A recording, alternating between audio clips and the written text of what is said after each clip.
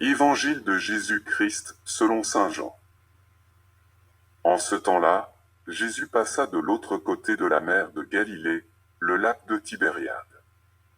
Une grande foule le suivait, parce qu'elle avait vu les signes qu'il accomplissait sur les malades. Jésus gravit la montagne, et là, il était assis avec ses disciples. Or, la Pâque, la fête des Juifs, était proche. Jésus leva les yeux et vit qu'une foule nombreuse venait à lui.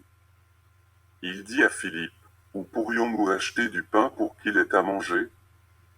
Il disait cela pour le mettre à l'épreuve, car il savait bien, lui, ce qu'il allait faire. Philippe lui répondit, « Le salaire de 200 journées ne suffirait pas pour que chacun reçoive un peu de pain. » Un de ses disciples, André, le frère de Simon-Pierre, lui dit, « Il y a là un jeune garçon qui a 5 pains d'orge et 2 poissons, mais qu'est-ce que cela pour tant de monde ?» Jésus dit, « Faites asseoir les gens. » Il y avait beaucoup d'herbe à cet endroit. Ils s'assirent donc, au nombre d'environ 5000 hommes. Alors Jésus prit les pains et, après avoir rendu grâce, il les distribua aux convives, il leur donna aussi du poisson, autant qu'ils en voulaient.